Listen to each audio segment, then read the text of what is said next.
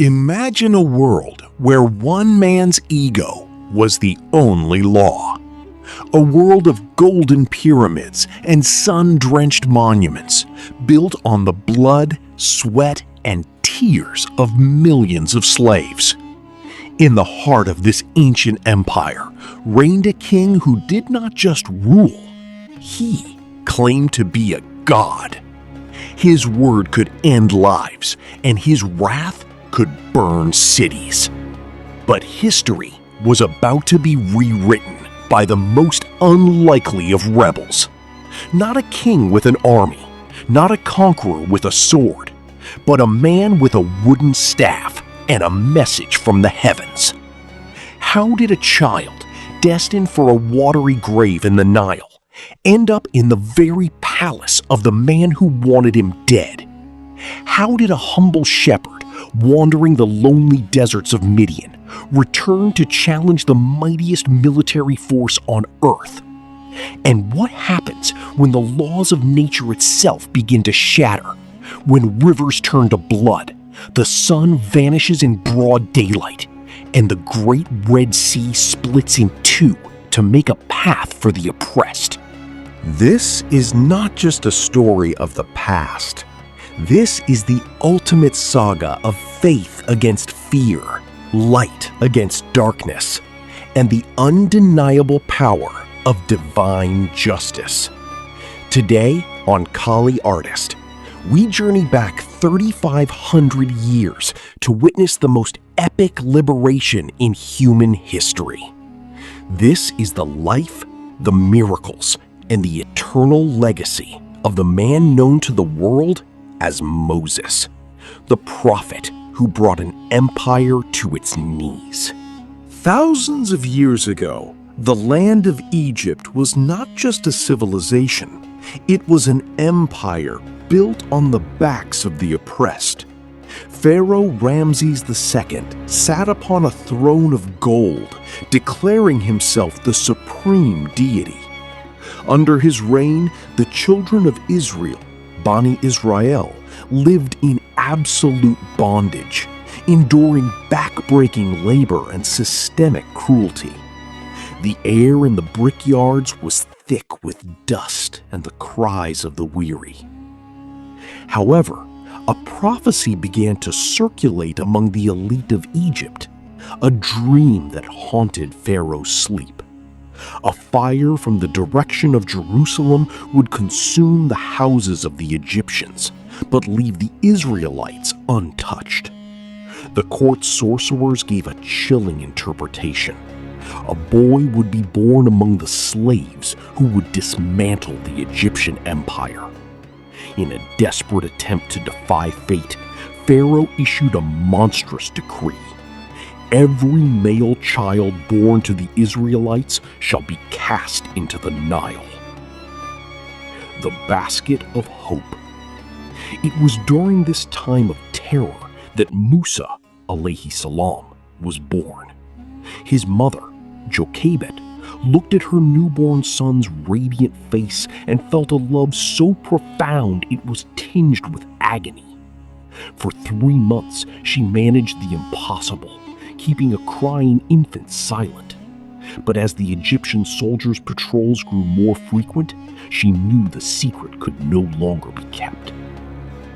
Under divine inspiration, she did something that defied all motherly instincts. She wove a basket from papyrus reeds, waterproofing it with bitumen and pitch.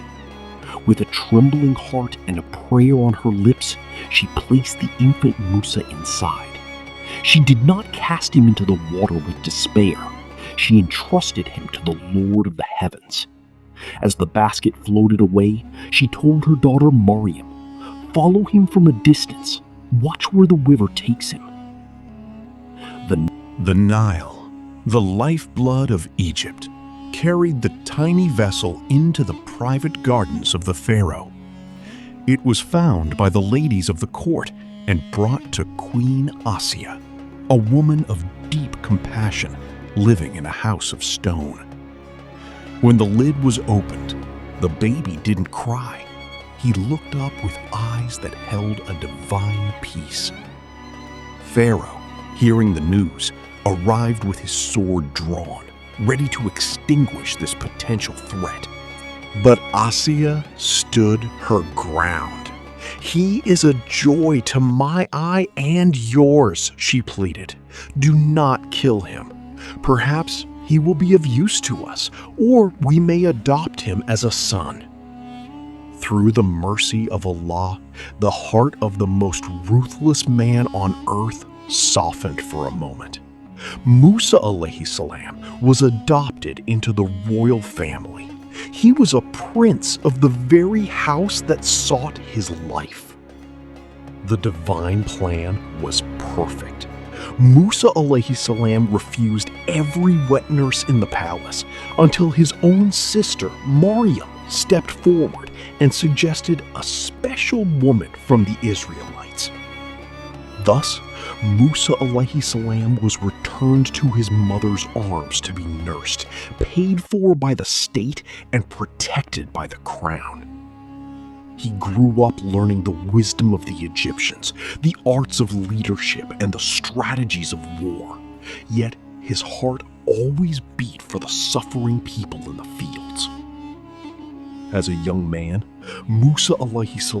walked through the city of Memphis. He saw the reality of the Egyptian dream. It was built on the nightmare of others. He witnessed an Egyptian taskmaster brutally lashing an Israelite worker. The worker cried out for help. In a moment of righteous anger, Musa A.S. intervened. He struck the Egyptian once, intending only to stop him, but the man fell dead. Remorse and fear gripped him instantly. "This is from the work of Satan," he cried, seeking God's forgiveness. By the next day, word had reached the Pharaoh. This was not just a murder. It was seen as an act of rebellion by a prince against his own class. A death warrant was signed. A man from the outskirts of the city rushed to Musa, whispering, "The chiefs are consulting to kill you. Leave at once." Musa fled the only home he had ever known. He left behind the silk, the gold, and the power. He crossed the scorching Sinai desert with no food, no water, and no map, guided only by his faith. Days later, he reached a well in the land of Midian. He saw a group of shepherds pushing their way to the water, while two young women stood back, waiting with their flock. Despite his exhaustion, the character of a prophet shone through. He stepped forward, drew the heavy water for them, and then retreated to the shade of a tree. He was a prince turned fugitive, a man who had lost everything. He whispered the famous prayer, "Rabbi inni lima anzalta ilayya min khairin fakir."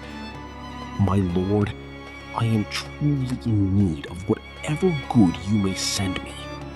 His prayer was answered. The women's father, the elderly and wise Prophet Shuaib a.s., invited him to his home. Seeing the strength and honesty in Musa, he offered him his daughter's hand in marriage and a job as a shepherd. For 10 years, the man who was raised to be a king lived as a humble shepherd in the mountains. This was his true education. The silence of the desert was refining his soul for the weight of prophethood.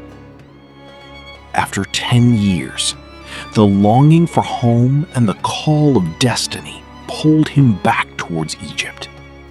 As he traveled through the freezing night near the Mount of Tur, he saw a fire in the distance. Leaving his family in safety, he climbed towards the light. But this was no ordinary fire. It was a light that didn't consume the bush it burned upon. As he approached, a voice like thunder and silk echoed through the valley. "O Musa, verily I am your Lord. Remove your sandals, for you are in the sacred valley of Tua." The creator of the universe spoke directly to him. He was given a staff that could transform into a serpent and a hand that could shine like the sun. His mission was terrifying. Go to Pharaoh, for he has indeed transgressed. Musa alayhi salam, ever humble, asked for his brother Harun alayhi salam to join him as his spokesperson. Allah granted his request. The shepherd was now the messenger. The prince had returned to challenge the king.